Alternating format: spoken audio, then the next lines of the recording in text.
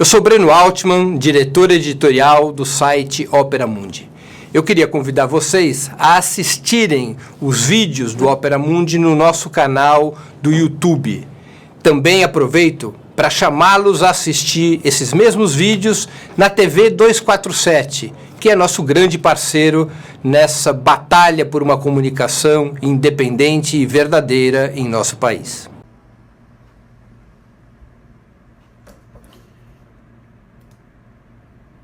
Boa tarde!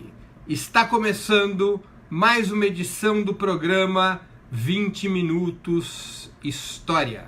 O tema de hoje: o que é o fascismo? A palavra anda bastante em moda atualmente. O conceito é muito falado e repetido por conta, aqui no Brasil, da extrema polarização entre as forças de esquerda e um candidato que se expressa com um linguajar, posições e atitudes que muito recordam o fascismo, que constituem na prática uma forma de neofascismo, o candidato Jair Bolsonaro. Essa palavra, empregada hoje com tanta frequência, merece um debate da nossa parte, compreender sua raiz histórica, tentar entender, inclusive, se essa expressão está sendo bem aplicada. Alguns articulistas, alguns estudiosos, alguns acadêmicos até rebatem a utilização desse termo fascista ou neofascista para o senhor Jair Bolsonaro. É o caso, portanto, de irmos às raízes históricas e tentarmos compreender se é cabível ou não a aplicação desse termo na nossa realidade contemporânea. O fascismo, todos nós sabemos, remete à Itália. A Itália de Benito Mussolini. Esse foi o primeiro grande chefe fascista e, efetivamente, o seu movimento é que deu nome a um conjunto de posições, deu esse nome de fascismo. A etimologia é curiosa. Fascismo vem de fasce, eram feixes que amarravam um martelo, e esse foi um símbolo usado na República Romana para os juízes decidirem pela decapitação de quem descumpria a lei. Era o símbolo de uma justiça poderosa, implacável. Esse símbolo dos face, daí fascismo, foi adotado por Mussolini como símbolo do seu movimento. No seu singular fatio, no plural fati, foi a expressão utilizada para dar nome ao movimento fascismo. Mas não nasceu exatamente de Mussolini esse movimento. Suas ideias eram anteriores à própria fundação do movimento fascista. Se nós quisermos compreender como se constroem os valores do fascismo, nós temos que entender as circunstâncias históricas e nós temos que entender a origem de certas ideias. O fascismo foi caracterizadamente um movimento em países capitalistas atrasados, como é o caso específico da Itália e o seria também da Alemanha. Esses países capitalistas atrasados tinham como característica uma unificação tardia. Tanto a Itália quanto a Alemanha passaram a existir como nações unificadas apenas no final do século XIX. E eram países que, embora fossem capitalistas, embora fossem imperialistas, tanto a Alemanha como a Itália tinham algum nível de ocupação colonial de países fora do seu território. Embora tivessem essas características, tanto a Itália quanto a Alemanha eram subjugadas por potências capitalistas mais poderosas do que elas. Eram países que estavam na periferia do sistema, que eram esmagados pelos países capitalistas mais desenvolvidos e, portanto, nações que sofriam um grau de exploração importante do conjunto do sistema. É nessas nações que nasceria o fascismo. O fascismo nasceria como um movimento político que buscava retirar essas nações do seu grau de dependência em relação às potências capitalistas mais adiantadas e que buscava impor nos seus territórios, para poder cumprir essa tarefa de enfrentar os países capitalistas mais avançados, certa forma de hipercapitalismo, ou seja, umas sociedades capitalistas que pudessem funcionar com maior produtividade, fundamentalmente com maior organização e exploração do trabalho que as potências capitalistas avançadas, que tinham mais capital e mais tecnologia, de tal sorte que esses países atrasados pudessem, ao mesmo tempo, avançar, ganhar um ritmo mais acelerado de desenvolvimento capitalista, e naquela situação do início do século XX, especialmente depois da vitória da Revolução Russa de 17, que esses países também pudessem derrotar a revolução, derrotar a hipótese revolucionária dentro dos seus territórios. As ideias que vão marcar o surgimento do movimento fascista têm muito a ver com três pensadores. Um pensador muito reacionário, monárquico francês, chamado Charles Maurras. Charles Maurras desenvolve uma teoria nacionalista tremenda sobre a necessidade de superar qualquer tipo de divisão de classe a partir de um Estado muito forte, de um Estado ditatorial que unificasse a nação ao redor dos objetivos da burguesia hegemônica, de tal sorte que os países pudessem avançar com mais velocidade, suprimindo a liberdade, suprimindo por ação do Estado a luta de classes, a liberdade de organização, a liberdade de expressão, todos os direitos democráticos que haviam sido conquistados depois da Revolução Francesa. Charles Maurras era francês.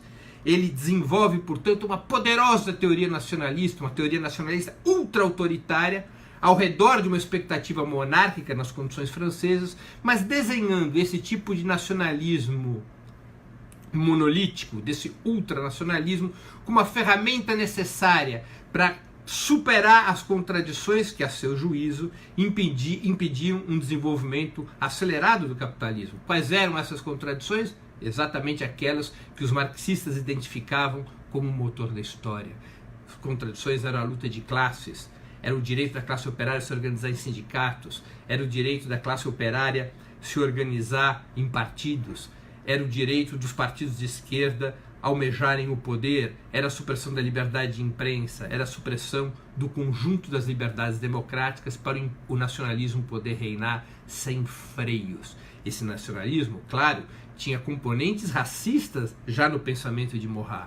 A nação era compreendida não apenas como um território e um estado, mas também como uma raça superior, se contrapondo aos povos de origem colonial que eventualmente quisessem, cujos cidadãos eventualmente quisessem imigrar para as metrópoles. Além de Charles Maurras, vai haver um italiano muito importante na origem do fascismo. Esse italiano se chamava Georges Sorel. Sorel nasceu no sindicalismo, nasceu na luta dos trabalhadores e compreendia que o sindicalismo era uma ferramenta fundamental para que as massas dos povos pudessem obter conquistas. Mas ao pouco, Sorel transita do seu sindicalismo revolucionário por uma concepção sindical aliada às ideias nacionais, e na qual ele vai desenvolver como elemento fundamental a ideia da violência.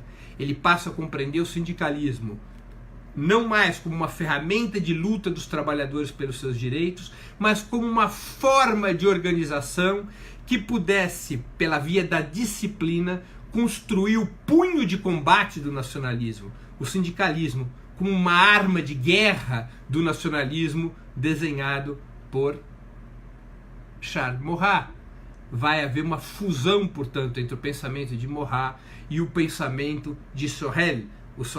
O pensamento ultranacionalista de Maurras e o pensamento de Sorel, que é um pensamento no qual o sindicalismo funciona, repito, como uma tropa de choque do ultranacionalismo desenhado pelo francês.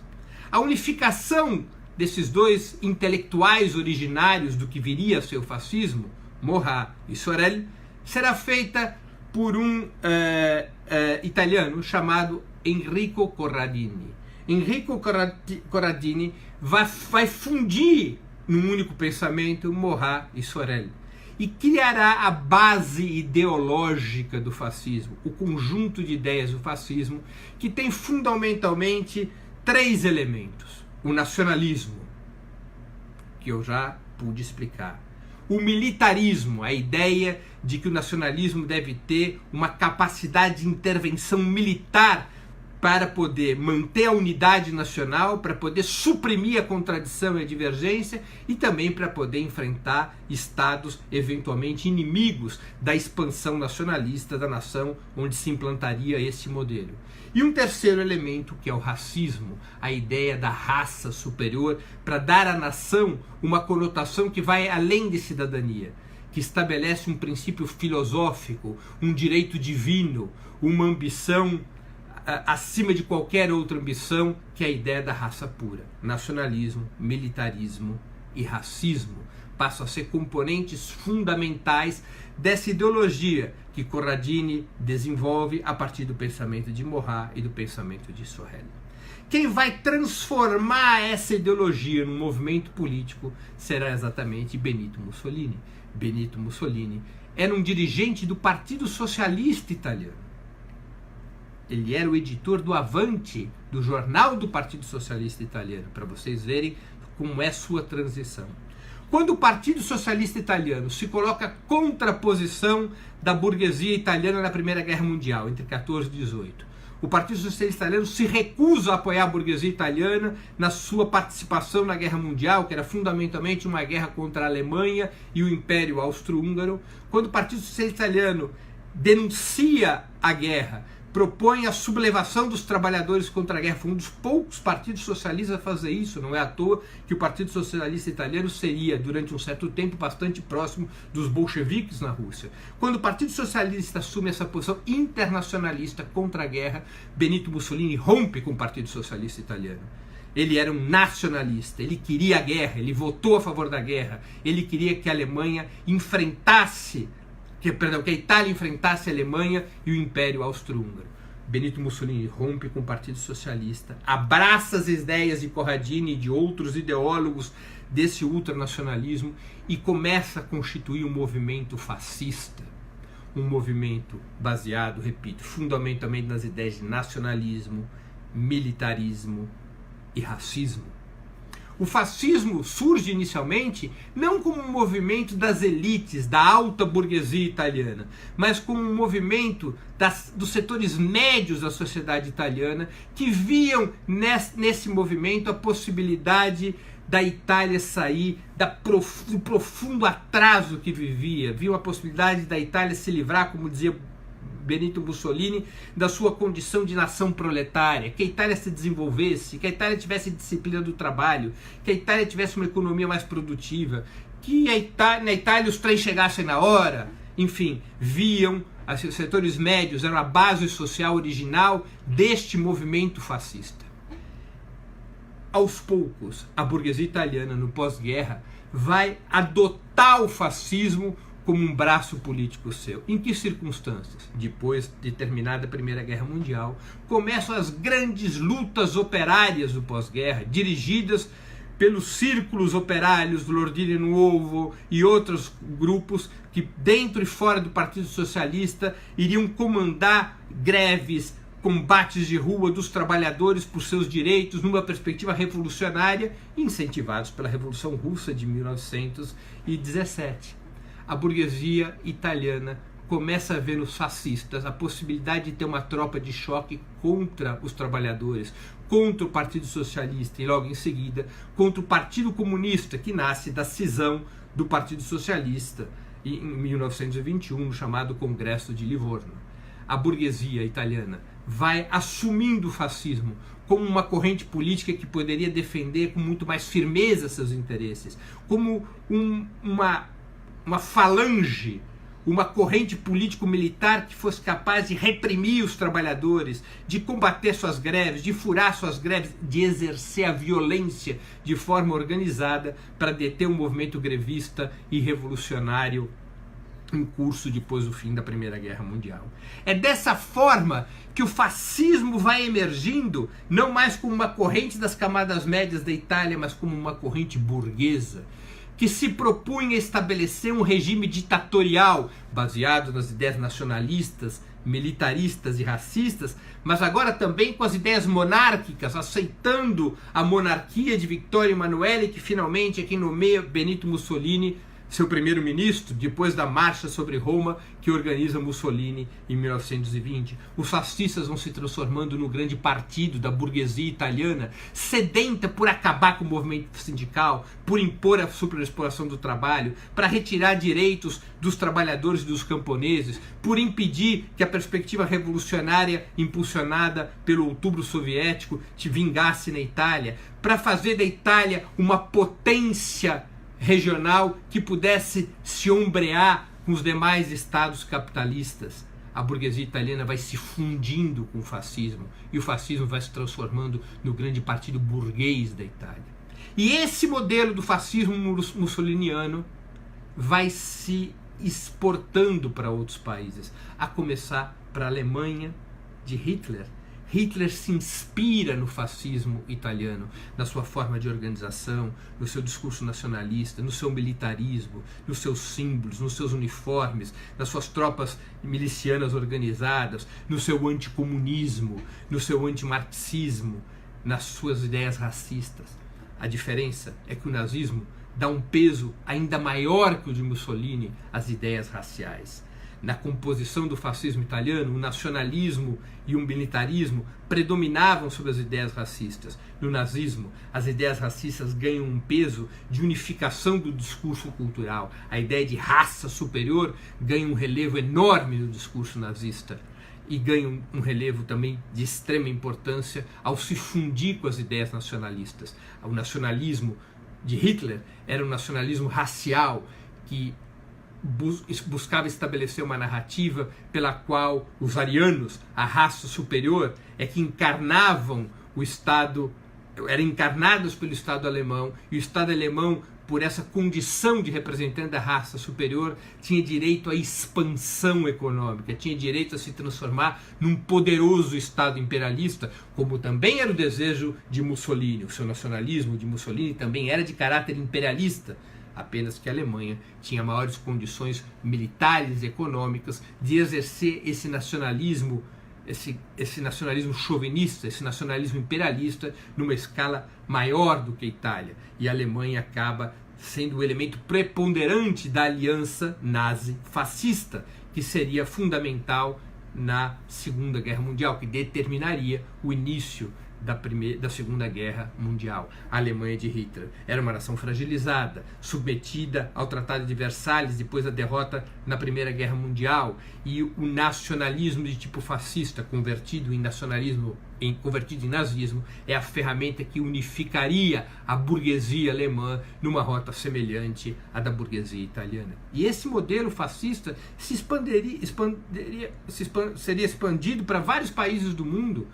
E surgiriam correntes fascistas em outros países europeus, surgiriam correntes fascistas na América Latina, aqui no Brasil mesmo, o integralismo. Agora, no dia 7 de outubro, dia das eleições brasileiras, coincidentemente, se celebra o aniversário de 84 anos da manifestação que os integralistas fizeram na Praça da Sé em São Paulo e que os comunistas e outras forças democráticas enfrentaram e impediram que se realizasse. Os integralistas de Plínio Salgado era a versão do fascismo italiano aqui no Brasil. Getúlio Vargas também foi muito influenciado por as ideias fascistas durante um período do seu governo, especialmente durante o período do Estado Novo, entre 1937 e 1942, 43, quando o Getúlio entra na guerra contra o nazifascismo. As ideias fascistas chegaram a ter muito peso e estabeleceram um conjunto de ideias e um conjunto de práticas que permitem caracterizar esses movimentos. Inicialmente, o fascismo tinha uma política econômica intervencionista. Era a ideia de uma economia mista chefiada pelo Estado, no qual o Estado garantiria a infraestrutura, as condições básicas para que os grupos capitalistas privados que usufruíssem dessa infraestrutura pudessem acumular uma forte lucratividade. O Estado regulamentaria o mercado, regulamentaria a infraestrutura, regulamentaria o comércio exterior, de tal sorte que a frágil burguesia italiana e a combalida burguesia alemã depois da Primeira Guerra Mundial pudessem usufruir daqueles setores econômicos que necessitassem de baixo investimento e tivessem alta lucratividade. Nas experiências posteriores à Segunda Guerra Mundial, depois da derrota do nazifascismo, surgiriam novas formas de fascismo, neofascismo, portanto. Por exemplo, a ditadura militar de Pinochet. Ela é uma ditadura militar fascista, embora com características, em certas medidas, diferentes das ditaduras fascistas tradicionais de Mussolini e Hitler. Um elemento importante é a economia. Pinochet era um fascista, um neofascista do ponto de vista da política, mas um ultraliberal do ponto de vista da economia. A ditadura militar fascista no Chile teve como objetivo não construir uma economia sob a regulação do Estado, uma economia mista, mas a aplicação da agenda neoliberal de forma radical, sem maiores resistências.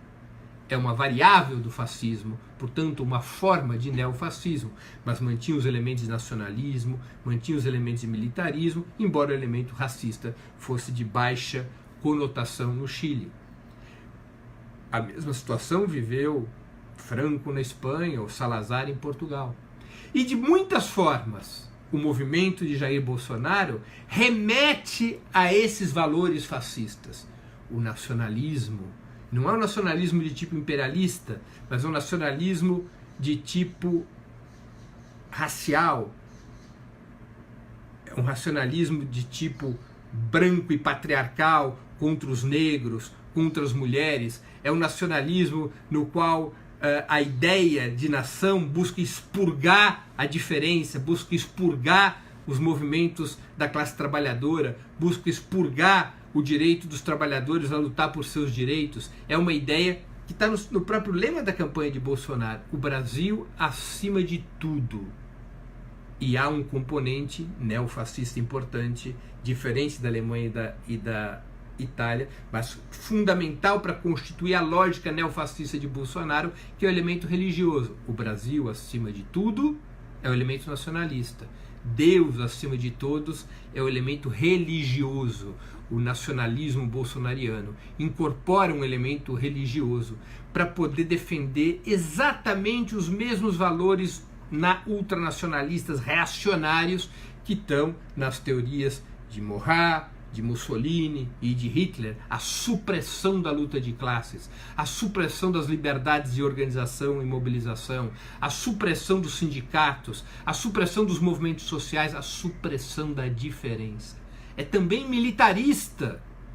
Bolsonaro, capitão reformado do Exército, que reivindica a ditadura militar e que reivindica as Forças Armadas como um partido orgânico da burguesia, o qual ele quer dirigir em seu projeto, a um ponto de colocar um general como seu vice e prometer, caso seja vitorioso, um gabinete cívico-militar. E Bolsonaro também o movimento de Bolsonaro é um movimento também profundamente racista, além de misógino. É um movimento baseado no império do patriarcado branco, de uma elite masculina e branca que desenvolve um discurso de ódio contra as diferenças de raça, gênero e opção sexual e orientação sexual. Fala uma enorme estupidez quem nega o caráter neofascista de Bolsonaro.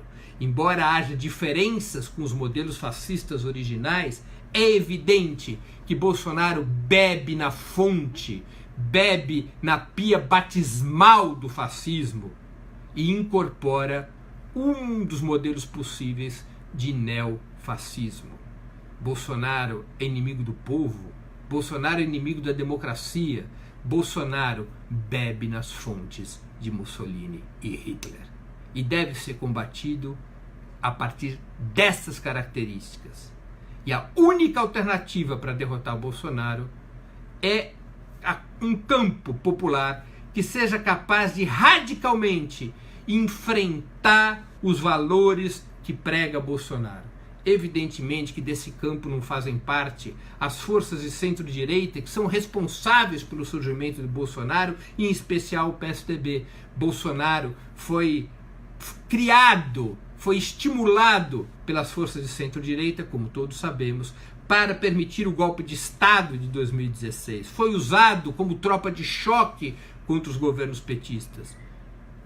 O PSDB achava que essa tropa de choque do neofascismo depois aceitaria voltar para o banco de reservas e continuaria a apoiar a centro-direita como o partido que organizava o bloco conservador. mas o fato é que o neofascismo, retirado do banco de reserva, retirado da jaula no qual a redemocratização o havia colocado, o neofascismo se recusou a jaula retornar e se recusou a continuar a dar seus votos para a centro-direita, resolvendo trilhar seu próprio caminho. Só é possível combater Bolsonaro pelas forças, portanto, que são capazes de lutar contra o bolsonarismo na sua raiz. E essas forças são as forças populares, hoje encarnadas pela candidatura de Fernando Haddad, o candidato de Lula e do Partido dos Trabalhadores. Por aqui encerro minha exposição de hoje. Antes de encerrar o programa, 2 mensagens importantes. Primeiro, não deixem de fazer sua assinatura no canal de Ópera Mundi no YouTube.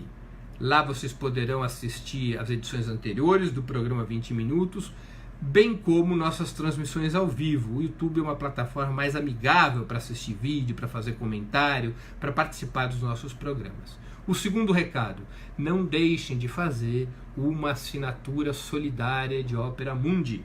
A assinatura solidária é um pequeno valor mensal que nossos assinantes e espectadores pagam, de tal sorte que nós possamos ter os recursos para continuar com a batalha cotidiana de informação e ideias contra a mídia monopolista, para que nós tenhamos recursos, para que nós possamos continuar com o nosso trabalho jornalístico. O endereço para assinatura solidária é www.operamundi.com.br/apoio. Vou repetir, www.operamundi.com.br/apoio. É nesse endereço que vocês poderão fazer uma assinatura solidária e ajudar a Ópera Mundi a continuar com seu trabalho jornalístico, ampliando cada vez mais. Queria agora me despedir de vocês, agradecer àqueles que nos assistiram até o momento, e aqueles que gostaram do programa, que o compartilhem, que o difundam, porque isso é muito importante para que a Ópera Mundi possa mais e mais se consolidar como um meio de comunicação, de prestígio e alcance. Nós voltaremos a nos ver na próxima sexta-feira, com 20 Minutos Atualidade. Até lá, obrigado e um grande abraço.